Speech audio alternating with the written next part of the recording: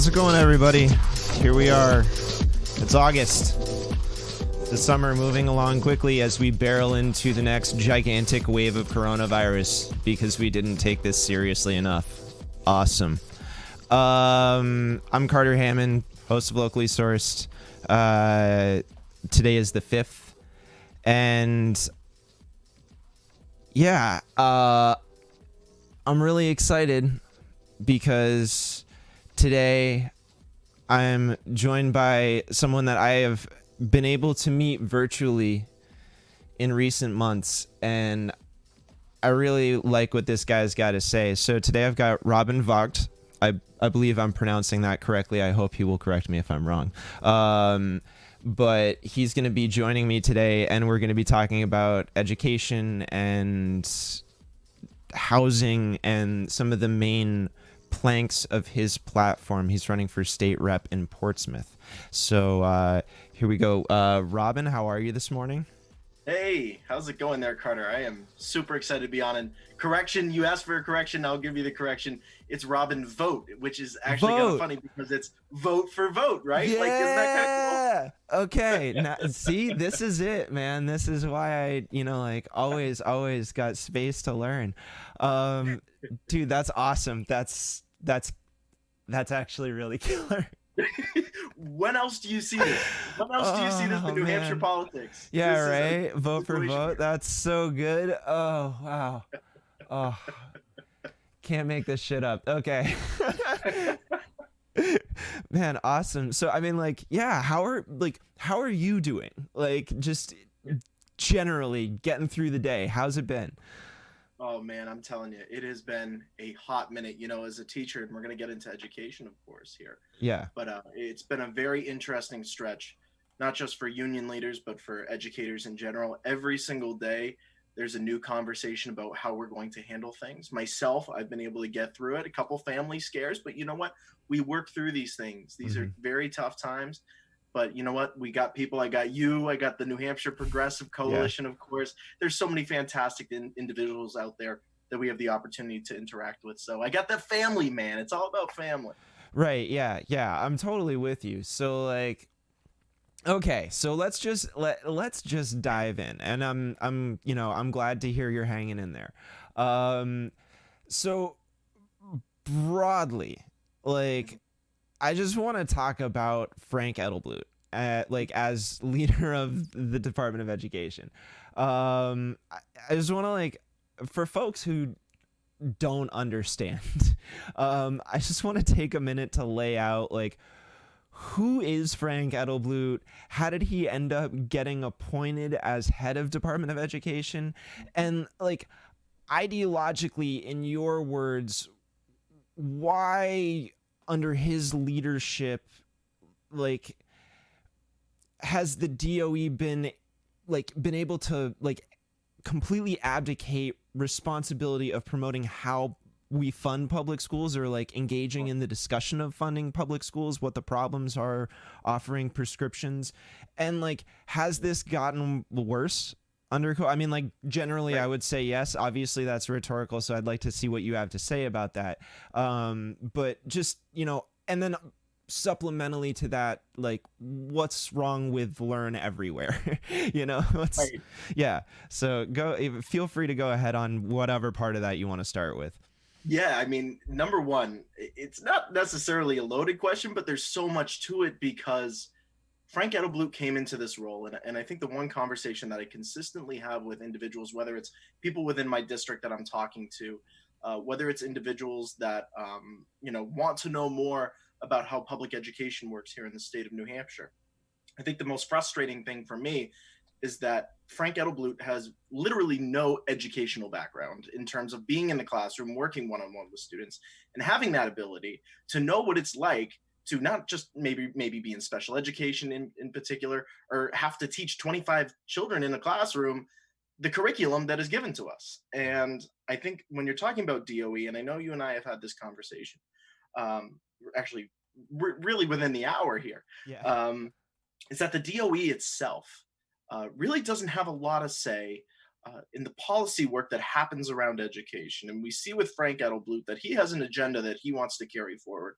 He's technically put in there as a pawn to Governor Chris Sununu to really push forward everything that we've seen with, the access to private charter schools, private organizations and groups that think that they can control how our public schools work and take students out of that public school setting. Listen, it's not built for everybody, but what public schools have the opportunity to do here is to give not just jobs to our community members alone, people who are certified educators, but also have the opportunity to give everybody the education under IDEA and FAPE that they deserve to have in the state of New Hampshire. And I sometimes question on so many different levels whether Frank Edelblut was put in there to hold IDEA and FAPE, or whether he was put in there to push forward an agenda. And I think that's the most frustrating part when it comes to him in particular.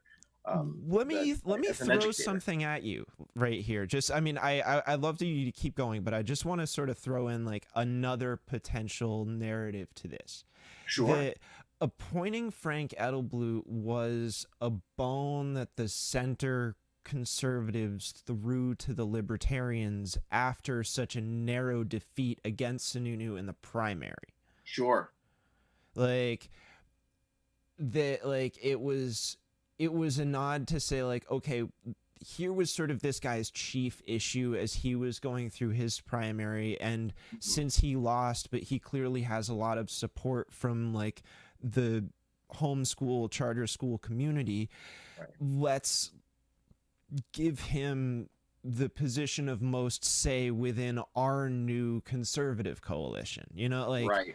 Like, so I always think that's and I think that there's a lot of, even if that's not what happened, I think there's probably a lot of conservatives that will look at that and say that's what happened, like whether they're right or wrong, that's what they'll believe. So it's just like an interesting dynamic to think of in terms of like,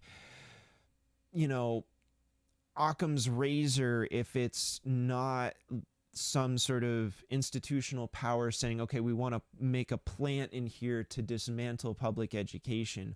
Right. What if it's more simply just like they don't want to alienate their base? Which, so it's always something that I like try to consider within that, but none of that speaks in any way, shape, or form to the problems of having Frank Edelblut in that seat. Like it like all of that is sort of irrelevant, like in that sense, because he's here now. And so I guess that leads me to the whole Learn Everywhere program, and we like the homeschool and charter school thing came up, but sort of like, what's the way in which Learn Everywhere it kind of just continues to endorse that, and like what's the and then also to something else that you indicated, what's the problem with like standards control within that? Yeah. You know what I mean? Like I think like can you explain the issue of being able to control the quality standards? Yeah, I think that probably one of the most frustrating things too, when you look at something like this initiative in particular, and I think it takes away from what our educators do in the classroom within the public school setting in particular, is that in a format such as this, students have the ability in Learn Everywhere to basically say, okay, I want to push forward my career. I want to go and I want to learn the things that I want to learn. And I want to be able to work around my schedule in a public school setting so that I can do that. It's promoting the charter school perspective alone, because these programs are only being offered that way. And I think there's something systematic about that, Carter, and I think is really frustrating, is because the format is that if we allow public schools to continue with the curriculum that it has, and I recently had posted something about this on Twitter, and it was around that idea that students come to public school to learn the basics. Now, I can attest to this as a student who is an individual and a student who went through the special ed program here in the state of New Hampshire, that my real focus is if I had the opportunity to learn things that I knew would help me going forward here, in terms of whether that was real life skills that would really help me out in the long run. I mean, I know Learn Everywhere includes the arts, it includes different areas in particular. But the problem with that is that we could really source those things back into our schools that we have. The problem is that it basically takes those skills, the things that students really want to focus in on. They're really their career path, especially if you're looking at high school students. And what it's saying is we are going to push those focuses, the things that you are passionate about, that we cannot teach here in a public school setting. And we're going to put those into charter forms, and we are going to put them into other institutions, and we are going to allow you to build your schedule around that. Now, the problem with that is that that's where the funding piece comes in.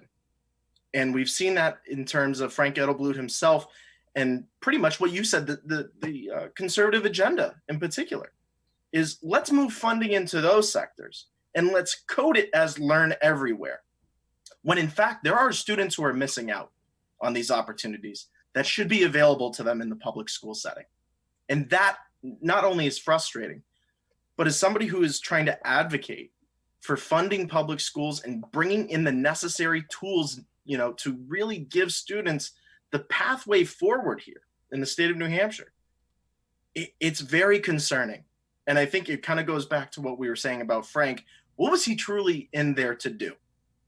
We're seeing signs of that. And I think New Hampshire students are missing out in the Learn Everywhere program because the concept of it is correct, but the way that we are going about it, moving it into a charter focus, is wrong. Yep. We need to bring it back to our public schools. We need to hire at the local level skilled individuals who can do that kind of stuff.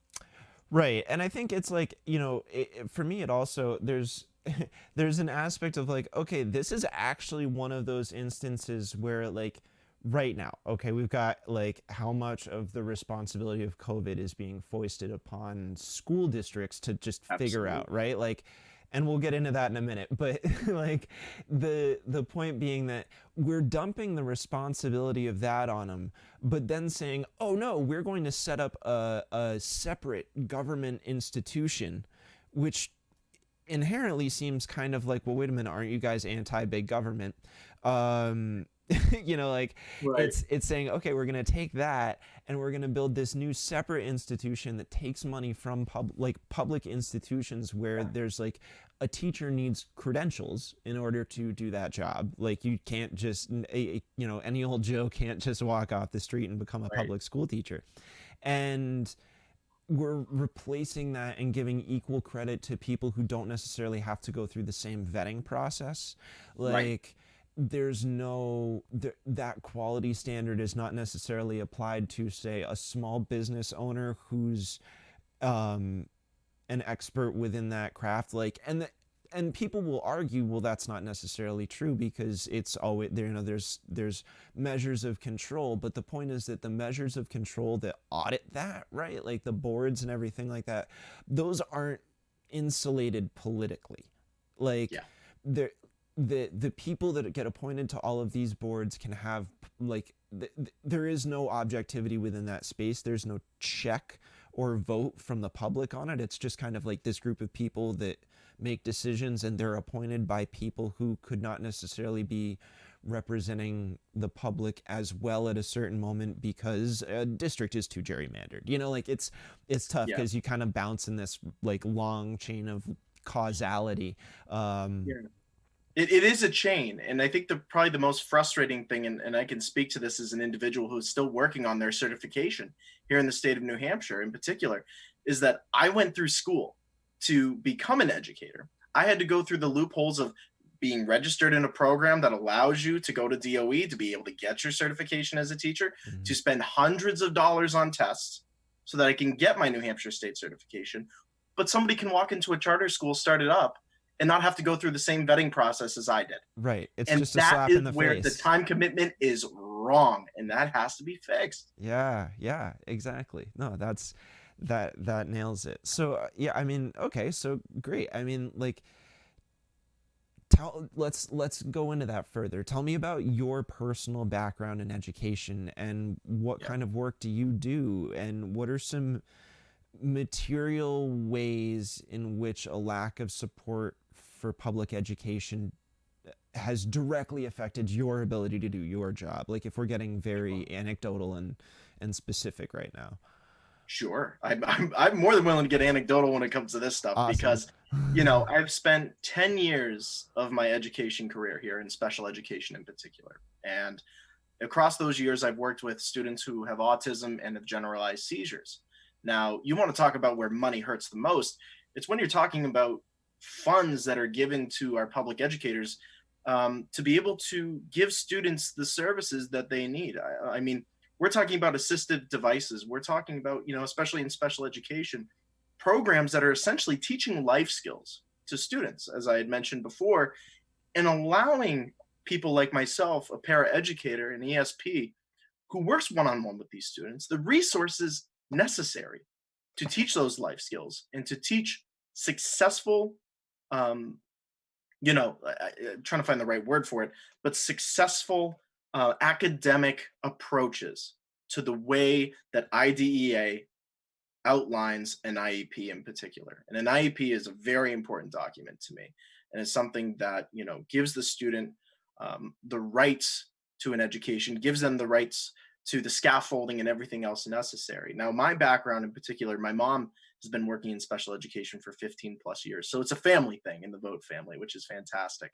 But across my time, and I think this is where the funding piece comes in, is that, I work in a school district that is actually very fortunate money wise. We have a fantastic school board that is able to make decisions on the fly that really help our educators. However, I think the one greatest concern is that we are seeing a changing environment, not just with COVID, but in terms of students that are coming in that need more things. They need more skills. They need more developmental time to be able to figure out, how am I going to make it through my public school years? And as a paraeducator, I think number one, we never really receive the respect needed. I think parents understand it, but I think it's higher up. I think it's within our administrations and higher up where they see us as just teacher helpers. And we're more than that in that case. We are there one-on-one with that student. For me, it was making sure that that student could make it through the day, having multiple seizures and being successful. That's what we are at right now. And the one piece of resource that we're lacking right now, and it's amazing to think in the time and age that we're in, Carter, that this would even be a conversation, but it's technology, assistive devices, the one-to-one Chromebook access, universal, universal internet at home. I'm working within a school district where most students have access to internet, but we're seeing a rising number of students who are coming in with very little to no broadband because their family simply cannot afford it. So for me, when it comes to funding in particular, if we are sending students home, including the special needs students that I work with, if we're sending them home with the expectation that they are going to go on Google Classroom and that they're going to work with their parents or with us one-on-one with a device and have that kind of technology available to them, they need the school itself needs the money to be able to go out and to get those devices. We are working off of some devices that are over 25 years old. We're working off of a system that has existed in my school district for almost 40 years. Now tell me, is that a problem? Yes, it's a huge issue because it does not translate to what the students need. Right. And that is super frustrating. Yeah, and I think, this is an interesting area in my opinion, and one I think that it's an area that I see, to sort of to move into a more meta space for a second. I think Sure. it's a place in which I see there just being a massive societal deficit, and I think it's a place that the left, it's broadly speaking, has a lot of opportunity to succeed, is support for disabled people, essentially, because it's just constantly not getting enough attention. It's constantly not being addressed enough. And as research advances, we're finding out so much more about like just how common autism is, and how, you know, like that it's not a disease the way it's been characterized historically, that it's a certain type of disorder and ultimately neurotype that people need to be more understanding of. You know, there's, you know, it's like, I always think that, you know, there's like, there's always that essential, like, very, like that classic thing that people will say about autistic folks, like, oh, they don't have any empathy, which is bullshit. Because it just, I'm sorry, Right. that's just flat out bullshit. And the thing is that it, a lot of times, the, you know, in psychology it comes down to theory of mind, and that I would like, as I learn more about it, generally my take on that is like, it's the neurotypical people within this setting that are really having the trouble with the theory of mind, not the people who, not the autistic people, because it's a type of power dynamic where our society demands neurotypical behaviors and interactions within all types of contexts, but formatively in a public school setting, right? Like this need to conform to a standard. And a reason that happens is because there's a number of reasons that happens. One, you've got, you know, as understanding of the autism spectrum develops, we're learning that there are far more people on this spectrum that go undiagnosed well into their adult lives, which means that those people were subjected to a standard public school experience, Right. and never had their needs met one time. No one even acknowledged it or was even aware of it in the first place. So there's that dimension of it. And then for the people that do get identified and get into these programs, there's not enough funding or support. Right? And this comes down to me to be like, this is an empathy thing. Like, this is a spot where the left could be the strongest, because we have that internal, like our whole thing is internalized humanity. And like, what a better place to fight than for adequate funding to public schools so that they can have standardized credentialed people come in and give them an education with enough funds to accommodate those experiential differences that people have, and to promote a contemporary understanding of human psychology. Yeah, and I think the other side of that too, Carter, and the one thing that I think is very important in all this as well, is that when you're looking at, and I always go back to the students that I work with in particular, is that, and it's the conversation I have even as a candidate now, is I understand their parents. You know, we have a very, very diverse parent group as well. I mean, some of these students don't even have a mother or father. They're living at home with their grandparent or their uncle or aunt right now, because their mom or dad is not in the picture. And it's very, very sad to see. But at the same time, I've seen a lot of students be empowered by it.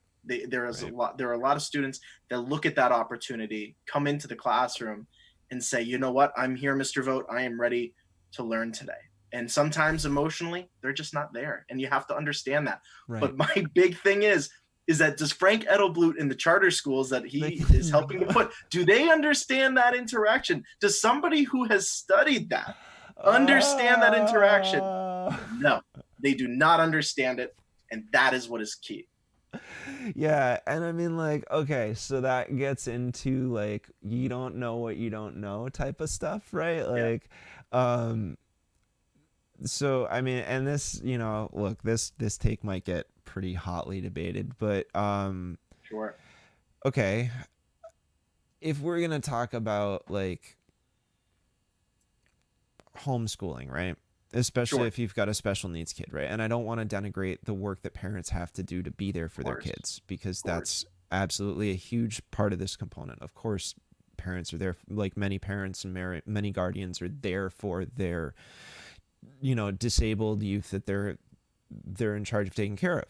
And so there's that component. But again, if you like, education is has historically been relatively biased and often not that great, Sure. Like it generally speaking, I think it's fairly easy to say that. So if you've got somebody who's maybe, we all are experiencing deficits in knowledge, right? And I'm not, like, if you're handing that person public dollars to basically teach something that they don't know about, how, like, how how helpful is that?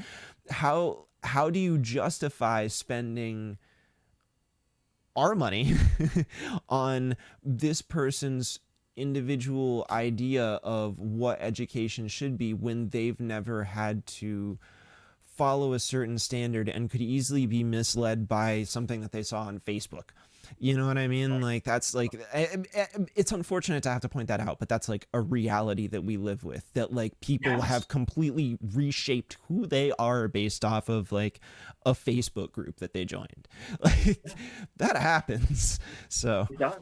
It does. And I think the one thing around that conversation, and listen, I'm a proponent. If you want to have your child stay at home with you and you think that you can give your child the best possible education, you want to take them on the road to Arizona and show them the country, and you want to teach them street smarts, I am all about that. right. You want to show them the world and teach them that way. You know what?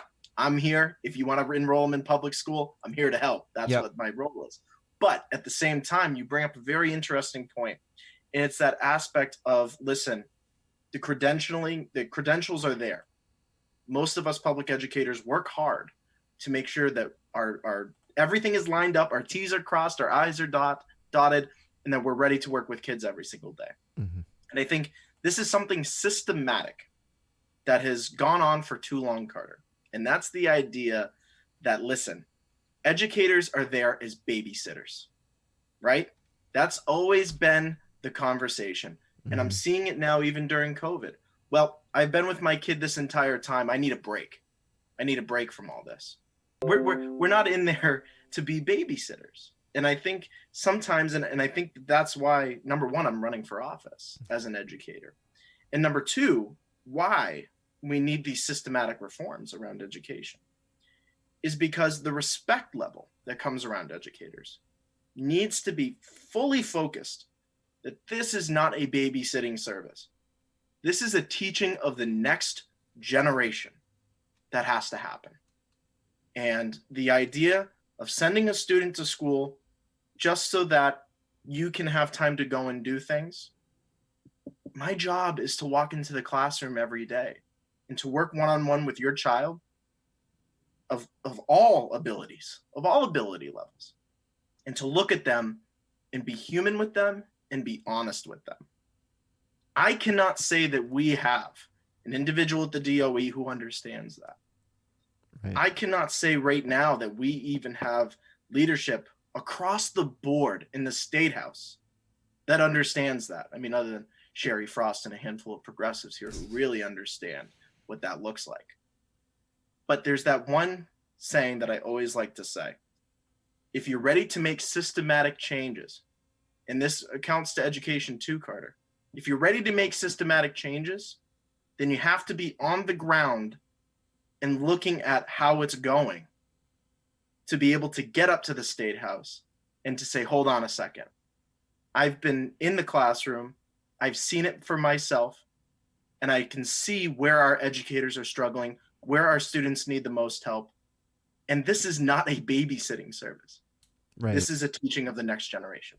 Yeah, and so I think this gets into, like, generally speaking, I completely agree with this. Like, absolutely. It's actually, there's, without getting too tangential, something else that I'm going to be covering this week. Like, Jonah and I are working on our next deep dive segment about youth voter turnout, and we're trying to examine some of the reasons that folks, like young folks just check out. And and one of the, like, without spoiling it too much, something that we've been looking at is critical thought and critical theory as teaching practice within public schools. So it's, this conversation sort of like for those who are enjoying this, more this week. But in a totally different direction, I think this gets into like how we pay teachers, right? Mm-hmm. So your platform pretty specifically indicated a mandated minimum rate of pay for educators. Oftentimes we don't go too deep on why exactly it's important we pay teachers much better than we do, and often just kind of go to the obviously these people should be paid more, that sort of base argument, but there are absolutely reasons why jobs in education specifically need to be held up to a higher platform in our society than they are currently. And why is being an educator such an important part of having a healthy society, democracy, and why does the left constantly just revert to that obviously these people should be paid more argument instead of like actually engaging with the here's why in a more packaged, messaged form? Sure. And I think it's that packaged message form that we have to really expand upon. We have to kind of move that package aside and say, hold on a second, let me actually bring some teachers in here. Let me actually bring some paraeducators in here and let me actually have a discussion with them. Carter, my big thing here when it comes to, in particular, paying teachers more and paying our support staff more, let me be clear. I think I'm probably one of the only candidates to run here in New Hampshire that has actually had a substantial, not plan, but a policy focus around not just teachers getting paid more, but our support staff getting paid more. And that's important because when you look at the quality of education that is available to students right now, and I'm a firm believer in reforming our curriculum to really hit the ground running when it comes to the realities of the world, life skills, and things that students are going to really need to be successful in this life and in this world today. And for me, it's not necessarily, well, they just got to be paid more because they're in the classroom, they're doing the work with the students, and we just pay teachers more. That's just the understanding. Like you're saying, that's the common conversation that goes around. We're just going to do it because we're going to do it. And it's a great talking point for a campaign. No, there's something systematically deep down inside that we have to look at. And it's the clear fact that a teacher is consistently not only put on the front lines now in terms of social situations, in terms of family matters. We are as much educators as we are social workers in many ways. We are as much the individuals who are helping to guide kids in the most trying of times. We are the first people when a kid comes crying into the classroom, they immediately come to us and they tell us things that we need to know so that throughout the day we can educate them and understand where they're coming from. Now that alone, unless you've experienced that yourself, unless you have an experience, and I think we all have that one teacher that we always go back to, but it's built into us. And we say, I really love that teacher. They taught me everything I needed. They taught me everything about life itself and how I can be successful. If we have that one teacher, and then you look at how much they're being paid, and you think about the time investment and everything that they put in, I can tell you, I work 7 hours a day. I work 35 hours a week, but I put about 75 to 80 hours worth of time into what I do every single week because we are committed. And I think the big conversation has to be that it's not about just paying our teachers more and especially paying our support staff more. It's how much time are they actually physically investing into the system. A pay stub will only tell you the 35 hours or the part-time hours that an educator will work. But if we had a pay stub that showed how much actual time an educator puts into their practice every single week, boy, that would change a lot of different things. Carter, I'm ready to get in front of the State House, show them all my pay stubs and say, listen, I work 80 hours a week. Yeah. How do you pay that? Yeah. Yeah. I mean, there's The amount that teachers need to independently invest in being able to Yes. do their jobs is just It's utterly insane. grotesque. Like, and I think what you're hitting on here is like when I think about what I just heard, it's like, okay, you know what's compelling about this is that anecdotal narrative, right? Like when I think about messaging and like how do we improve our messaging, I'm trying to think about, okay, well, what works for conservatives, right? Just off the cuff, what's working for them? Right. Playing to people's emotions. Well, okay, what's the best way to play to somebody's emotions? Tell them a story. So, and I think what you did right there was you managed to take your personal experience, you're able to translate it into a quick story that you're able to communicate, which creates a bond of relationship or if not empathy and compassion, at the very least sympathy in somebody that's hearing that. And that gives you that door to start to access what Isaac was talking about on my last stream, where it's like spectrum of gosh, I can't remember the word he had for it, but Right. like where you are within the spectrum of support, I think was what he called it, spectrum of support. And like that's that avenue to move somebody up a peg, is to use that strategic method of appealing to an emotion before you try to appeal to a fact. Yeah. Like, you know, because many people would say, oh, well, it's just a fact we should pay teachers more. Like, okay, yeah, sure. I'll take Right. that. That's fine. I agree with that. But it doesn't give me any context for how you arrived at that point. And I'm not really that like I guess that doesn't fire me up as much. You know what I mean? Like that's not like that doesn't create that burning sense of passion to solve a problem. And the other thing too is it's another form of promoting solidarity, right? Right.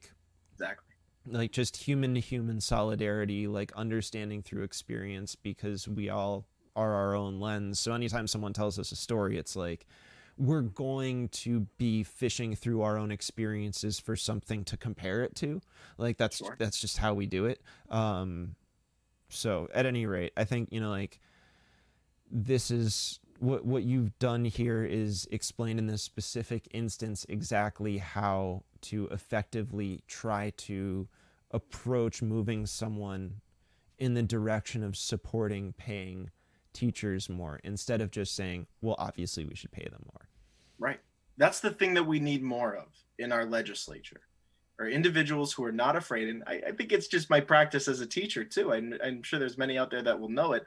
Is that when you work with a student, Carter, you always try to tell them, listen, you got to find that real connection Mm-hmm. to the things that you're passionate about. If you can imagine that time, if you can imagine that place where you learned that fact, or you learned about the realities of the world and what it offers to you, Mm-hmm. that's where those connections need to be. The state house is a place, and I'm sure many state representatives can attest to this, where many people are built off of an agenda. But the agenda simply is, do you have enough experience talking with the people in your community, no matter what race, religion, understanding, culture they come from? Do you have that ability to sit there and be welcoming to every story that you are told? Mm-hmm. And to be able to project that story when you sit in that seat and you make votes and you build legislation? Are you able to do that? That's the question. Yeah, I think it is. And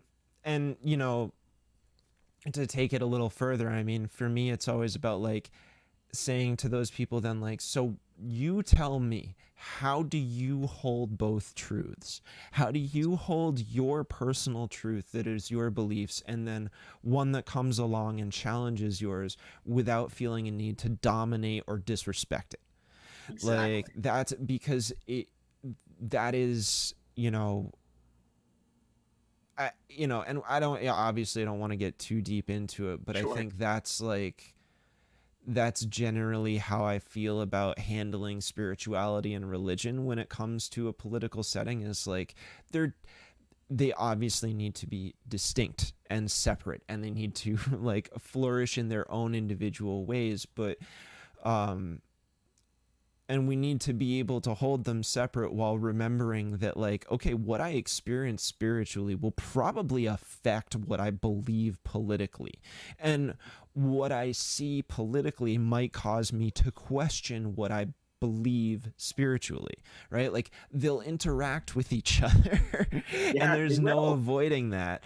So if you're taking someone and you're putting them in a position of power where like that type of dynamic is going to get like crunched in a vice really hard, and you're going to apply a lot of pressure to it, the key question to understand is like, all right, tell me about your mental fortitude for dealing with the struggle that is having that that dissonance be foisted upon you because you're volunteering to do the work, right? Like, that's part of doing those jobs. And there's like definitely a nobility within that I always, you know, like, we need to commend and uphold our public officials as much as we criticize and hold them to account. Like, there needs to be equal, you know, like, you gotta keep communication live, you know, like, that's a key part of it.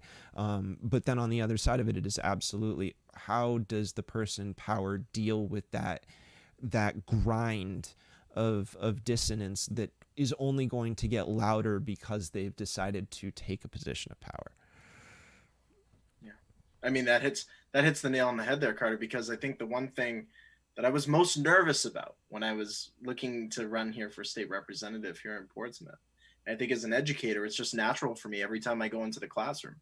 Are my students going to like what I'm going to say? Are they going to like that I have to teach algebra today? Are they going to like it that I'm going to have to, you know, tell them that, hey, I can't hold the tray for you anymore. You got to walk to that lunchroom and you got to do it on your own. Yeah. It's that independence. I feel like individuals, we know adults are independent in most cases and are able to do things on their own. Mm-hmm. But when it becomes the thought process, and when it becomes the systematic things that we have in our life, being able to identify those and how to go about them, boy, we are relying on the next individual to hold our hand and to walk us through that storm. And that is where we need representatives that say, hold on a second, I'm going to hold your hand and I'm going to get you to a certain point. Right. But you know what? When we get to the deep end of the pool, you're going to have to learn how to swim. Mm-hmm. And I'm going to teach you how to do that. And it's that teaching that has to happen and is so important. Definitely. So, okay, let's switch gears, right? Let's switch it up. So, okay, this is like, for me, this is probably like one of my most personal issues. And so like, I could go for like a whole few streams about this one. But housing for all is one of your main platform planks, and I'd like to drill on why is this so important? How does resolving the housing crisis in New Hampshire help to reduce and alleviate social justice issues? What are the material characteristics of having affordable housing that promote greater community diversity, whether it's racial, gender, economic, age, so on and so forth? I mean, like, I don't want to not include anybody here, but I also don't want to spend the whole day naming. So yeah, go ahead. Yeah, no. And listen, I just want to do a quick shout out to a book that I was recommended. Communities and Consequences, 2nd edition. Sarah Reitzman was the one, she co-wrote a section in this about affordable housing and workforce housing, and especially here on the Seacoast and here in New Hampshire. And she is one of the great advocates for this. And in reading this book recently, the one thing that really stood out to me is that we are willing to, again, make housing a platform for discussion when it comes to, well, I'm running for office. It's something that I'm passionate about. Maybe it's going to help get me elected as a running point. Maybe we've had experiences ourselves, probably much like yourself, Carter, where we're very passionate about this, because myself, I still live at home with my parents. I cannot go out myself and afford a place. And as an educator, it's very frustrating because I commit so much of my time. Every bit of my paycheck has to go to pay off my college. It has to go pay my car insurance. And then at the end of the day, there's not enough left to be able to go and have my own place. And I think the greatest piece of this conversation, I'm just going to say this in general as we break it down, but the one thing that this book brought up is that the accessibility to housing itself really comes down to what I had said before, and that is the conversation that, listen, unless you have every single individual at the table when it comes to housing, unless you get the developers, the landlords, the renters itself, you can set up as many commissions as you want to look at affordable housing. But until you get every single member of the party at the table and discuss what are the things that are holding us back, what are the individual aspects of things, and I know we'll get into it, but what are the individual things when it comes to housing that is holding this state back? And I think about Portsmouth too. What's holding Portsmouth back from that conversation? It happens at a local municipality level. We see city council, they go in, they have these discussions. There's certain plots of land that they're interested in putting workforce housing in particular. The prices sometimes are affordable, sometimes are not when it comes to that individual area. But the biggest conversation that we have to have here is that young families are moving into this area, and I'm talking about my district in particular, are moving into this area and are getting jobs here in Portsmouth and are looking to start a family.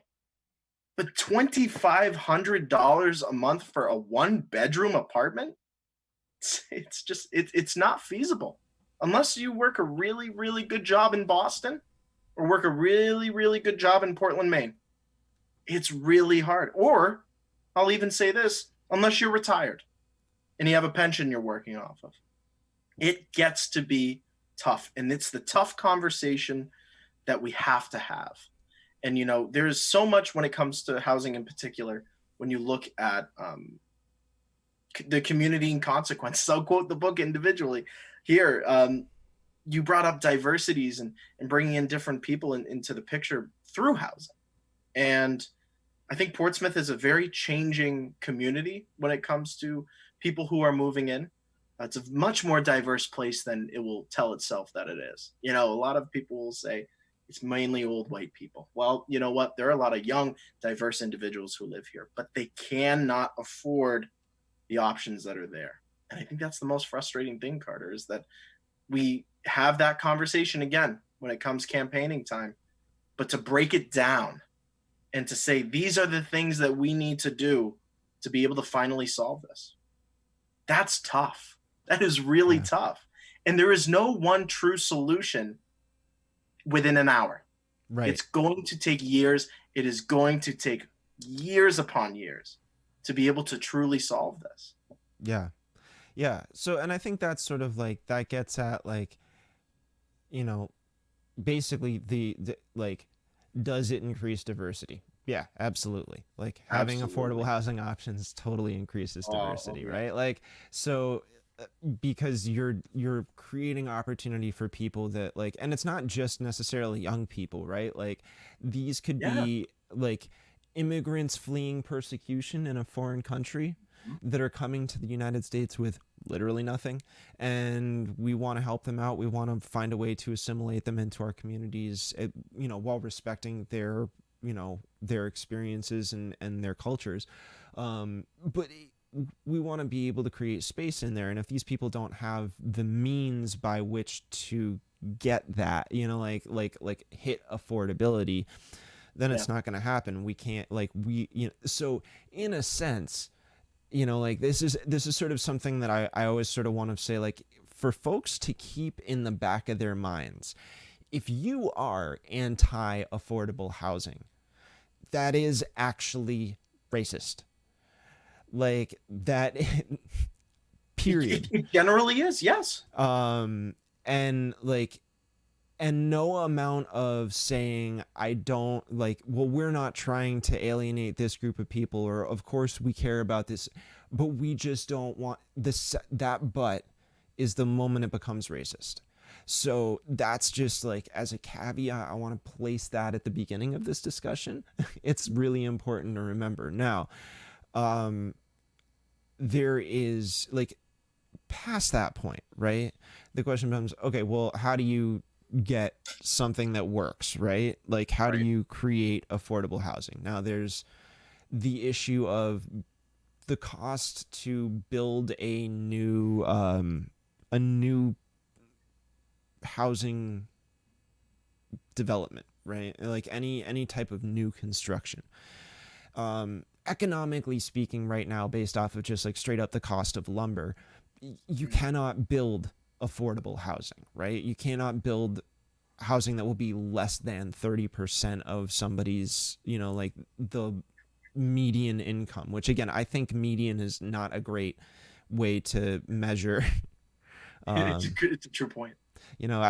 I always say screw the median. I want to see the mean.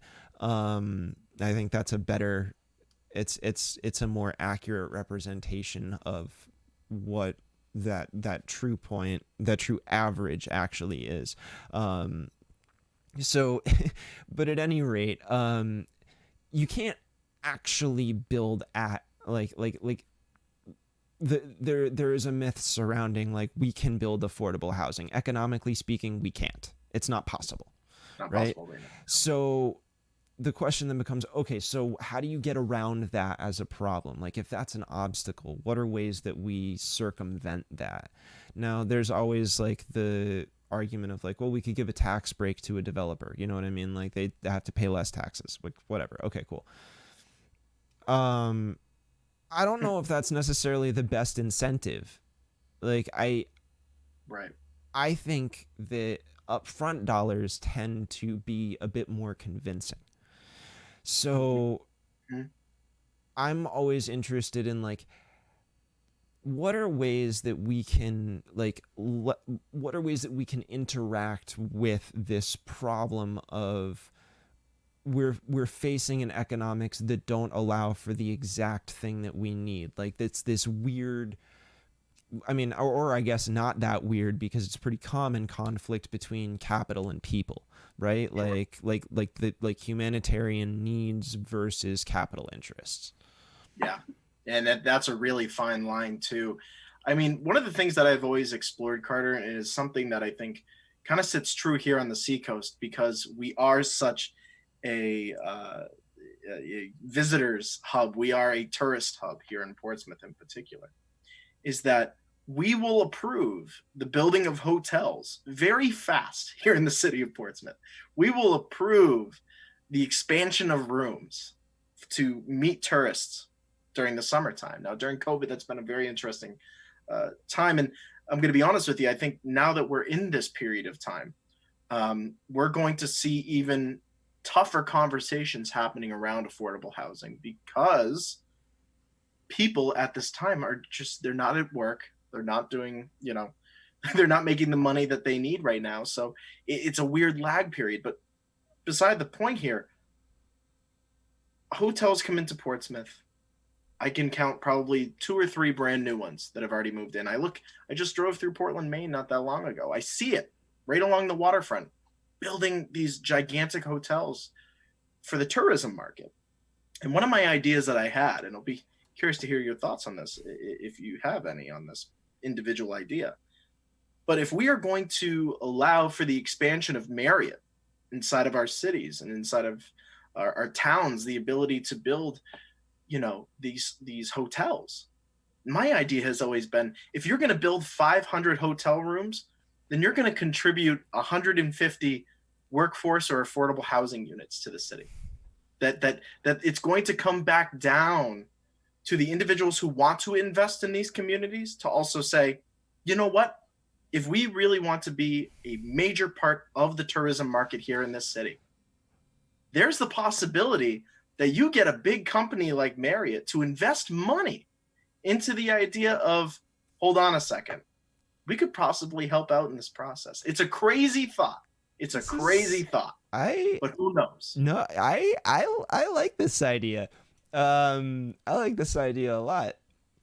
Anything, okay, so in my opinion, anything that like forces a major multinational corporation to just spend straight coin on local municipalities, like just carte blanche, like, yeah, let's go with that.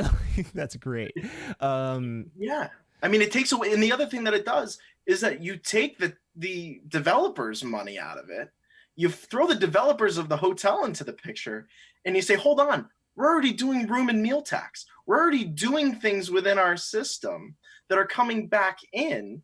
And these individuals are also going up to your hotel bar, spending $15 on a cocktail Right. that they could make at home for $3. So you're making your money. You're And- doing what you need to be doing.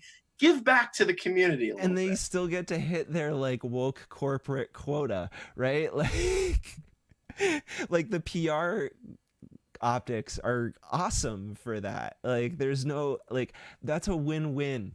Like that is a complete win-win. So I think that's a really interesting proposal, because yeah, it's, again, it comes down to like, okay, how do you get this money, right? Like how do you get that coin to really change the game? Because what what this comes down to is direct subsidy, right? Like it comes down to direct subsidy of new construction that basically negates or completely writes off the cost of construction. Like if that is our problem, then what we need to do is we need to simply just like find a way to write that cost off entirely. Yeah. And Yeah. I think, like, there are, like, something that I always harp on, and I'm still trying to sort of get more answers for it, but it's something that it's a bug that I always want to put in people's ears, is like the use of TIF district money.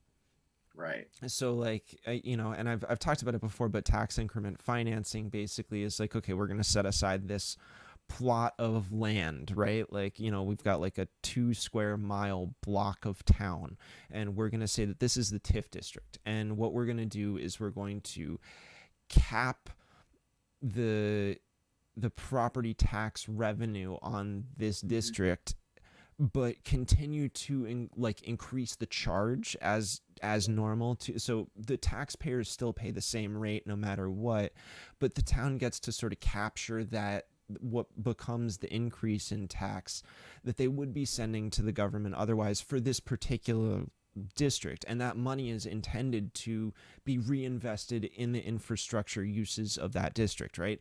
Now, the idea is that you could take TIF district money and then throw it at new construction projects that would bring in affordable housing as a way to write off that cost. Like that's like one thing that I would say, like, okay, like what are actual ways that we can fund this? Now, I think right now there's some gray area on the actual RSA that describes this, about like how exactly you can use that money. And because it's a state where you can't do something that the law doesn't specifically say you can do, then you're kind of locked out of it. So there needs to be clarification on that. But something I always know is like, if we're able to bang at the door about like, hey, we need to be able to find a way to free up this captured revenue for increasing housing opportunities, that's a really good way to do it. Like that's like yet another source of funding. But I think what you proposed here is a really interesting one, because it works within that private sector space and taps on like the ideologically. I think it's really cool because it's like, it's a Robin Hood tactic in a way, right? Like it's like you are like, it's a way to say, like, force that big corporate pool of money that like from this corporation that will, their business will inherently sort of extract value from a community. Correct. Right? Like because the second you're like if you're a part of a franchise and you're giving your money to your corporate headquarters, that's dollars that are being spent in your town but then leaving, right? Like that dollar doesn't continue to circulate locally, so it hurts your small economy. And what you're proposing actually provides a counter check to that lost dollar, right? Like it gives you a way for that municipality to retain that dollar. And like I can attest to the amount that like we just give away dollars Essentially, to yeah. like management companies and stuff like that already on projects that they need to do. Yeah. Like they need to do it anyways. We have some apartments here in Peterborough that are maintained by this company Riverview, or not Riverview, sorry, Riverview is the name of one of the apartment units, but it's Keystone Management, right? They're based out of Concord, but they manage properties, I think it's North Carolina as well. Gotcha. They have some other locations, right? Um, but at this particular housing, apartment complex in my town, the buildings were I think they were constructed in like the late 70s, early 80s. So this was pre sprinkler system requirements. Sure. And like it became apparent that like, at one point they had like sort of built some walls that made certain apartments into 3 bedrooms that didn't have at like a way out. Like there was, Right. you got a room with no window and one door, and it's at the back of the apartment, so it's a fire hazard. Someone just die. It's like a death trap.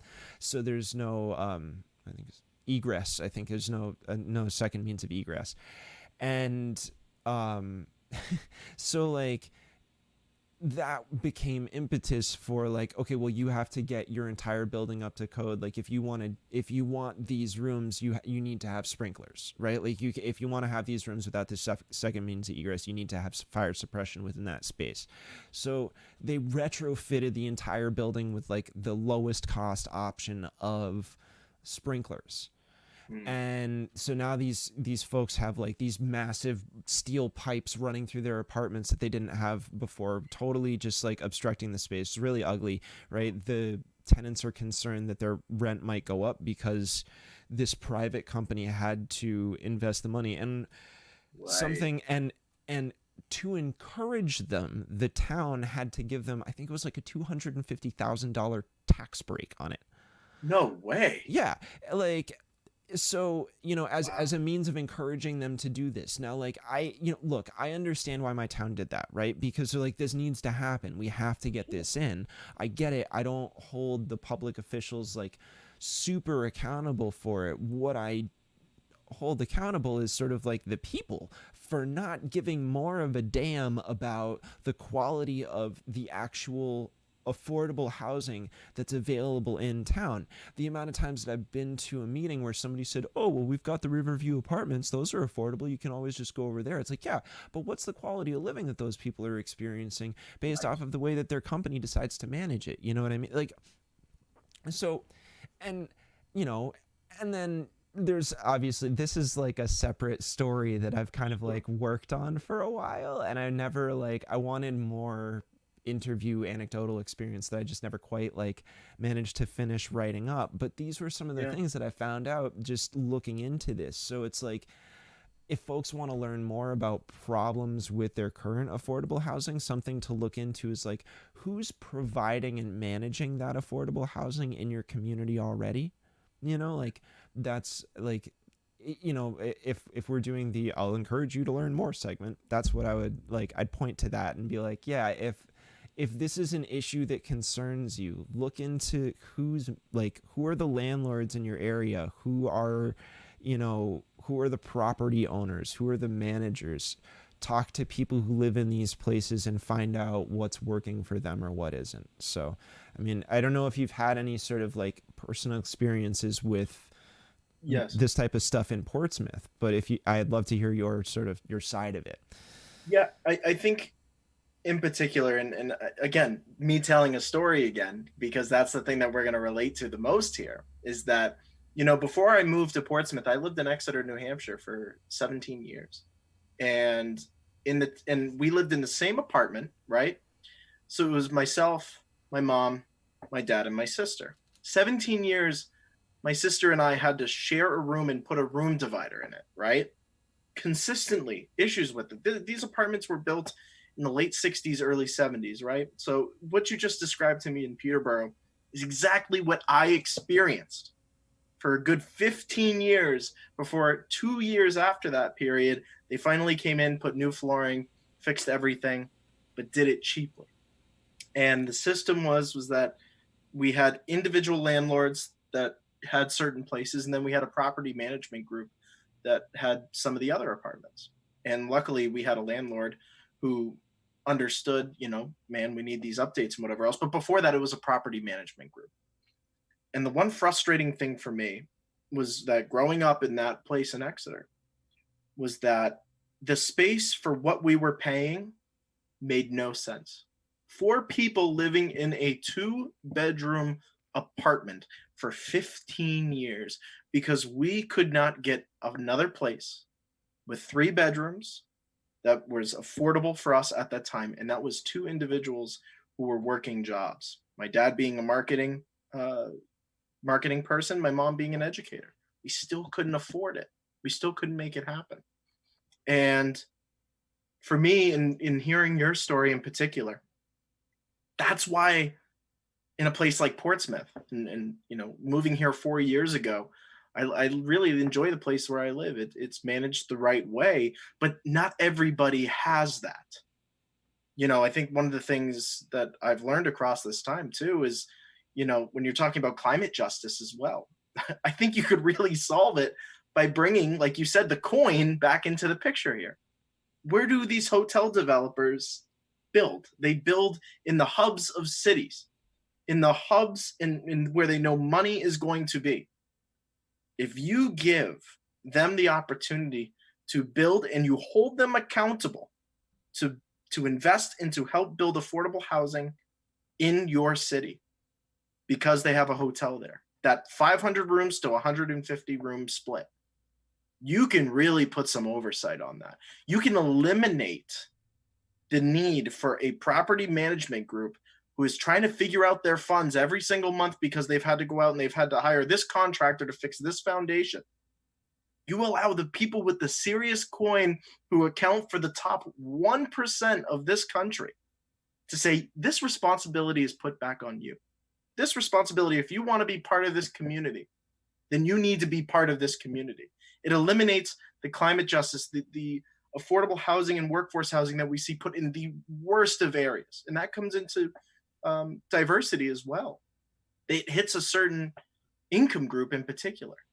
And you're so right when you talk about affordable housing and how that's attached in particular to racism, because if you don't have that conversation, you're missing out and you are not hitting where we need to be right now. If you and I know I'm sounding super progressive, but if you hit the top 1% where it needs to be and you get that coin and you are able to have that kind of oversight for your community, that's huge. Yeah. I saw it myself. I lived in those kind of apartments. I saw what a property management group, knowing that we can't fix that this month. We can't find the money to be able to do that this month. You're going to have to wait 2 more months, but we can definitely fix that lock issue that you have on your front door. Yep. I'm not worried about the lock issue. I'll put a big bar over the door. I don't care. I need to know that my refrigerator is running and that my milk isn't going to go bad. Mm-hmm. Yeah. It's, I agree. This is just, it's, I think the dimension of going after the 1% is really important. That it's not just that there's not one way that we got to do that, right? Correct. Now that might I might get attacked, right? In a sense from a more left perspective of, well, no, you need to be more, there are all of these solutions that you're going after that I would make an argument against incrementalism, right? Now there are ways to make the argument that what we're advocating for here is potentially incremental, right? It doesn't actually because it doesn't dismantle the that giant monopolistic corporation that is Marriott, right? It still stands and we are creating a relationship with it. And the point that I would make in saying I believe in anti-incrementalism, but I'll advocate for this is, in order to be adequately anti-incrementalist, we need to remember what moment in history we're in and what's actually possible, right? That doesn't mean, again, now this gets into like the, do you concede to, um, before you come into a negotiation, right? The answer is no. You always show up with the most like high level point, right? Like you always fight that. Always. But if we're having a strategy session, right? You got to say like, okay, well, yeah, that's true, and we can adhere to that, right? We can absolutely adhere to that, but that doesn't mean that we can't get creative in the meantime about how can we like, as people who deserve that money, damn it, like like these are Yeah. people that have been bilking us for years. If we have an opportunity to bilk them back, sounds like, sounds okay to me. Like I'm Yeah. fine with that, like that step, because at the very least that creates another room for somebody to stay in a community. That creates Yeah. another rigid address that someone who's homeless can take so that they can go apply for a job, right? Like that's Yeah. something that people don't even think about that much, right? And it's like, get a job, they'll say to a homeless person. Do you know how many jobs require you to have a physical address? like Oh my like they goodness. won't give you a paycheck unless they can put a street address on it. So tell me then, if we have, like, if you've got a homeless person and you're going to tell them to get a job, you need to provide them a steady address, straight up. Yeah. Otherwise, shut your mouth. Like, period. Right. I don't have tolerance for it. You know what I mean? No, I think that's super important, and I think what you're hitting on there too is, again, what I mean about pushing that super progressive focus, as we all are on all these kind of issues, is that in particular, if you can hold a Marriott for the time and hold a corporation that you said has been pulling from us for so long and say it is your time to pay up. Isn't that what we've always wanted? We've always wanted the 1% to give back what they deserve. Now, of course, we always say, well, we got to tax the 1%, we got to put them here, we got to put them there. That's fine. But what if there's something that we can demand from them? And I'm somebody who's a union person and Right. goes into negotiations all the time. What if you can lay out on the table and say, if you want a piece of this, then you are going to have to give up something that means the most to us. You're going to have to do that, because that is the only way that you walk out of a successful negotiation and are able to give people back something that is going to help push them forward. Like you're saying, a physical address to receive a check, no matter how much that check is, a physical place to make that happen, a place to bring in families, to really promote diversity. Portsmouth does not promote diversity. The people here promote diversity. Right. We need individuals, whether that's at the State House, whether that's activists, whether it's you on a podcast, as you do, local activists and leaders who are going to say, this is how we get to the table as a unit, and this is how we drain them for what we need. Absolutely. So, okay, let's get into this last little leg, because Sure. I wanna, this is always like the interesting conversation to me, right? Like, Yeah. we brought up funding, right? Like if, like, Yeah. to go back to the example I gave of TIF district money, right? If TIF district money goes towards building construction, right? And so um if the market simply has no solution to this problem, which it clearly doesn't, like the affordability, right? Like it just doesn't, like we're not doing this, it doesn't work. If the market simply has no solution to this problem, within, at least within the context of new construction, right?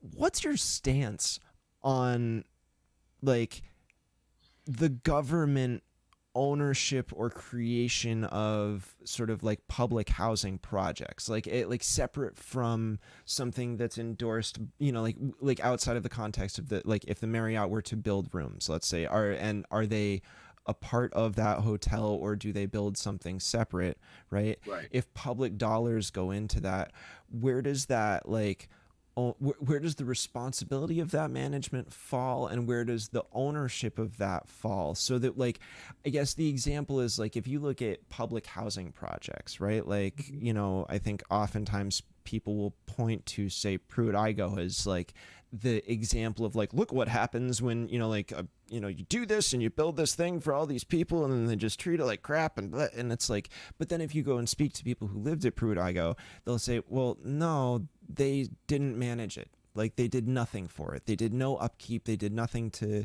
solve problems that were going on in the building. Like, it fell into disrepair.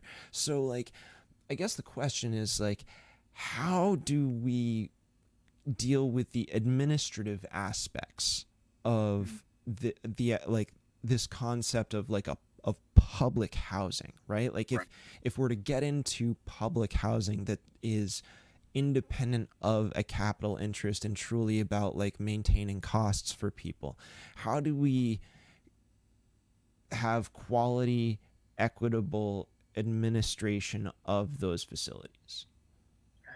That's a loaded question, because that's probably the direction that we're going to have to look at if we can't get option number one through the table. And I think the most fascinating thing, and I grew up, I always say this, New York City is my home away from home. Walking through the streets of Queens, Brooklyn, so many different parts of New York across the years, especially as a young kid, walking through public housing areas and seeing the development of it, and the upkeep, as you brought up.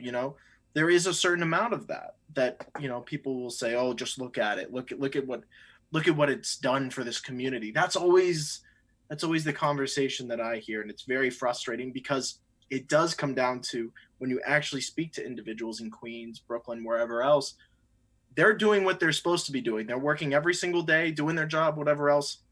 But when it comes to the basis of it, it's, what management is, they're not keeping it up. I'm here doing what I'm supposed to be doing here. You hear the complaints, you hear the consistent conversation. Well, they're projects. Listen, if we have the right people and the right conversations happening consistently around these kind of subjects, and I know Massachusetts has created a lot of oversight on this in particular. Now, it's not foolproof at all. But when you look at public housing in particular, I'm thinking about a place like Worcester, Massachusetts, another place that I frequent all the time. Their city council is working with state legislature to try to figure out what is the best way to manage this going forward. Now, there are so many different ways of going about that. But I think the one thing, and the thing that you're hitting upon, Carter, in particular, is that how do you get enough people to the table to really oversee something like this? To really say, okay, we are going to manage this. We are going to get the affordability factor in there for public housing and allow individuals the opportunity to be in this community. For me, it always comes down to the simple fact that we don't have enough people at the table. We don't have enough discussion around this at a state level. And I think there's enough, housing commissions and whatever else that take a look at this stuff. But there's just never enough input from the people who need it most. There's never enough input from the individuals in our towns and cities who are looking for housing like this. And there are not enough representatives who are willing to sit down with them, stand there as their state representative, and look at their constituents and say, what is it that you actually need? What can we do on a state level, not only within our legislature, but to encourage the local level? That, listen, the people are discussing public housing. They're discussing options. They're discussing what they need. I really think we have to start, number one, Carter, with actually sitting down with our communities, especially here in New Hampshire, because we aren't a Worcester, Massachusetts. We're not a Roxbury, Massachusetts. We aren't Boston. We aren't New York City. We are a very rural area. And we have to look at, listen, if the people need public housing, how are we going to do it? And who do we need to bring to the table for this to be successful both on the local and state level. We don't have this conversation at a state level. It's always left to our city mayors and city council to make the ultimate decision on a lot of these things, which is perfectly fine. They can keep having those conversations. But as somebody who's running for state rep and somebody who knows a lot of state reps around here, my perspective on this going forward is I'm going to walk into that city council hearing and say, whoa, whoa, whoa, there's a conversation happening up at the State House on these matters. You may want to cue yourself in, and we may want to talk to you about things that we need to do statewide, right, to bring down to that local level. Yeah. And I agree. I think, like, so I'm thinking practically, like, all right, what if politicians did door knocking campaigns not during campaign season, but instead just went around and said, what do you need? How can I help you? What's going on? Like, exactly. it's so the idea being that once you are elected, the impetus is on you to like not sit here and say, well, who's missing from this conversation right now? I don't know. You shouldn't have to ask that question. You probably already know the answer, right? You can probably already think of specific roads that you can drive down in your community, right? If you're an elected official from that community, chances are you know which roads or, which houses, which developments, where you'll get to hear what you might not know and what you might be afraid to hear. And it's having the courage to go into those spaces and just brute force ask the question, what can I do? Right? Yeah. How can I get out of your bubble? Like, not you specifically, but how can like elected officials teach themselves to get out of that bubble of like, no, like, look, man, for whatever, right?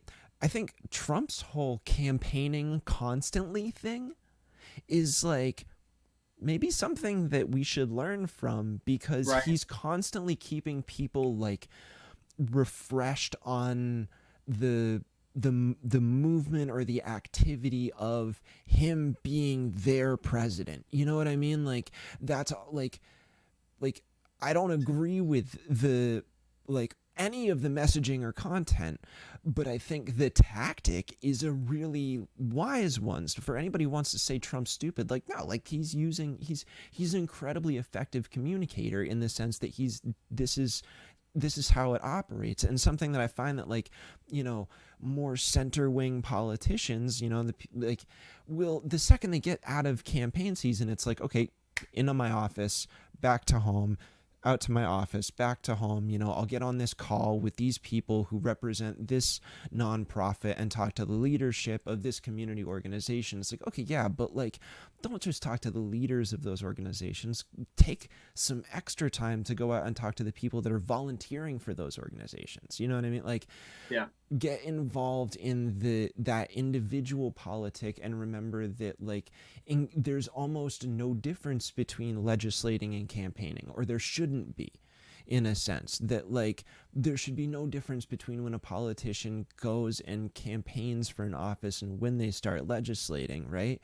And in many ways you maintain your ability to consciously legislate on what you ran on by continuing to engage in the same behaviors that got you elected, i.e. door knocking, like, and just like, if we're to sit here and spitball ideas of like, okay, how do you keep in check with that? You know what I mean? Like, how do you constantly maintain that? How do you stay connected to the people? How do you stay connected to the ideals so that you're not finding yourself co-opted once you're walking around in halls of power, like, yeah. It's a really great question, and not to talk about one of my campaign platforms, but it's a big piece of my running here for state representative. And I've talked to constituents, I've talked to community members about this, and every time I mention this to them, they're like, "Oh wow, I don't think Portsmouth has ever done that." And it's this idea that if elected state representative, my whole idea is, listen, every month whether it's down at the Seacoast Rep, whether it's outside of Prescott Park, whatever it is, socially distanced, masks on, masks off, wherever we are with COVID-19 at that point. Listen, if I can sit the community down and say, this is what's happening, I need your input on a monthly basis. I need to know what is happening. George, how's your family doing? Yeah. Kids enjoying school? Great. Awesome.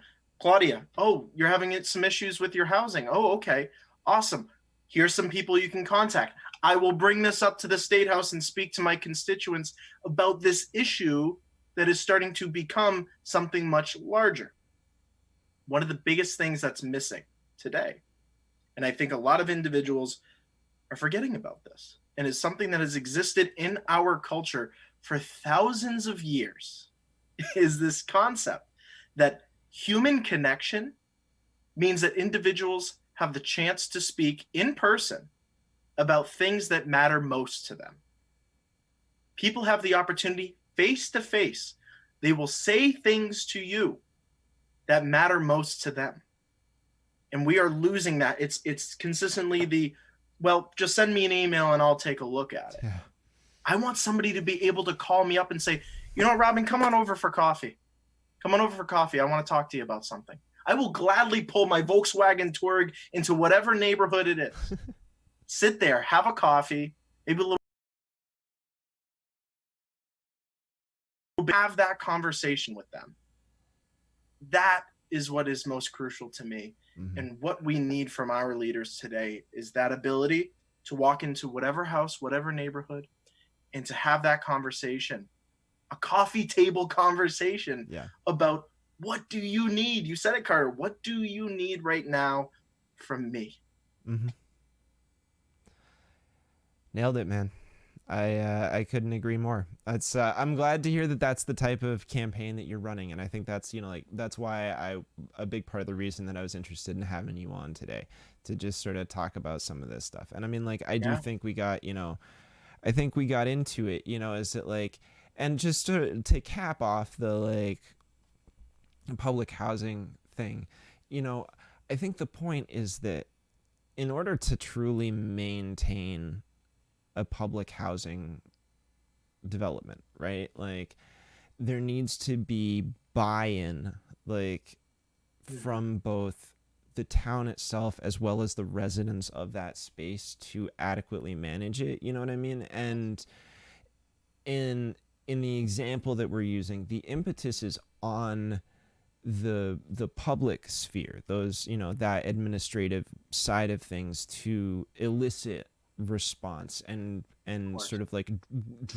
extract that that engagement from the residents. Like, the residents have to feel empowered and respected and heard within that space, right? Like, if they make a demand, they have to actually, like, it has to actually go somewhere, you know what I mean? It's not like, okay, well, we'll listen to your input, so write up a statement and we'll consider it. Like, no, there has to be a democratic process for managing the property that involves the tenants as well as those running it. But again, to consider that power, like that, like, you got to have critical theory the whole time you're doing this type of work, where there needs to be some, I mean, like, maybe there's an ombudsman that comes in and deals with the process as well of maintaining, like, okay, well, yeah, but town, public, you remember that you are dominating the people of this housing project at all times, so keep yourselves in check while you're trying to deal with it, because, like, you have a power in this discussion that these people who are living here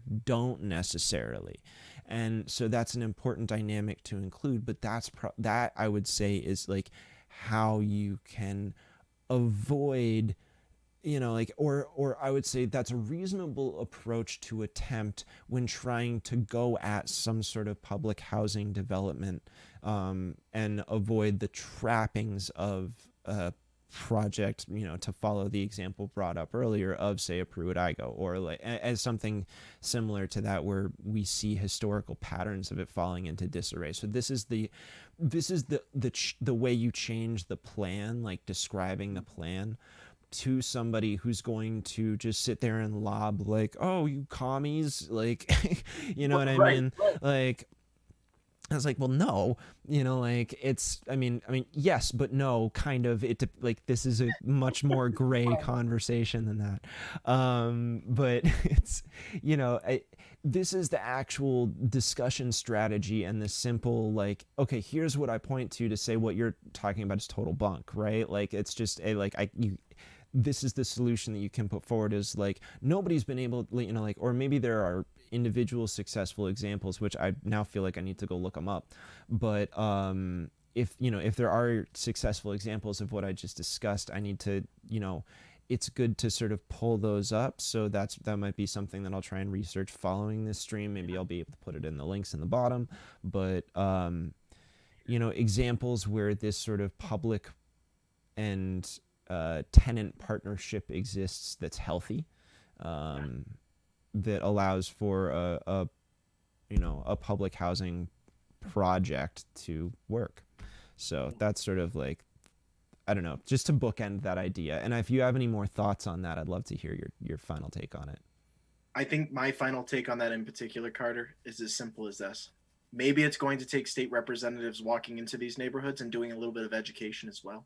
Maybe it's going to take state representatives coming in with the community, knocking doors, like you're saying, even on off election years when they're in office, knocking doors and saying, hey, we're doing a community cleanup and we're sending the video to our mayor to show us how much we care about our community. Grassroots, man, it hits all levels, all times of year. Yeah, it totally does. Man, Robin, thank you so much for coming on today. Absolutely. This was great. I really enjoyed the conversation, and I look forward to having you back and doing more stuff. And good luck with the campaign.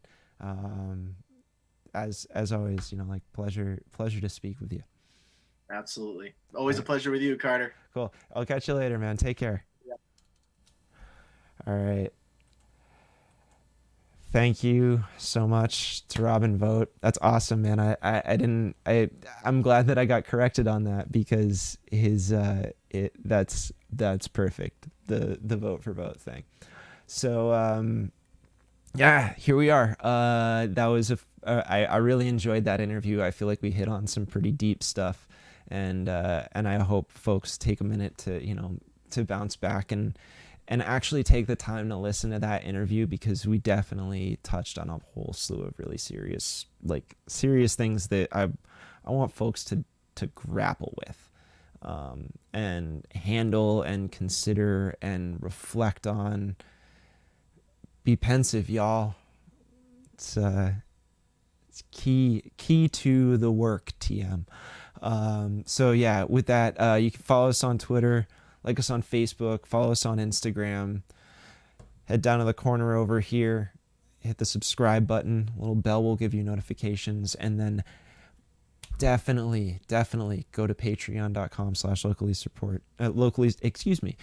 Patreon.com/locally source to give us support. Like I say us, it's generally me running this live stream, but support this, because this is completely viewer based. There's no big money interest that owns this. I don't work for some media company. This is literally me sitting here with a computer just going at it. And I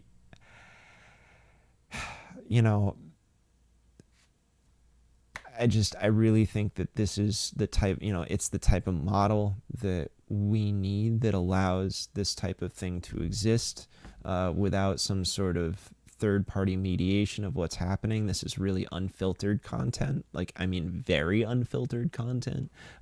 So the idea is that it can in many ways be a lot closer to what our real experiences are, and not necessarily through an objectivity or balanced. Obviously, I think any information is going to be unbalanced. I think that's just the way it is. And this project is very earnest in what it seeks to do. So if that's something that you feel like matters to you, if you feel like these discussions matter to you, definitely consider becoming a patron on Patreon, supporting this monthly. It's not a whole lot. I try to keep the bar of entry pretty low. Support it for only $2 a month. That's our low tier. So at any rate, that's that, folks. Tomorrow, epic news. Andrew Valinsky will be on the stream. I've been wanting to have Andrew on for a while now, and he's finally gonna come on. It's gonna be great. We're gonna talk about some pretty specific stuff, as I tend to do. I'm really hoping that the content of the interview gives something very distinctly different from what you'd get in any of his other interview spaces. So really looking forward to that. So at any rate, thank you, folks, so much for either tuning in or watching this after the fact. Your support means a lot, and I'm just grateful to be out here and doing this for everybody. So enjoy, have a great evening, and we'll catch you tomorrow.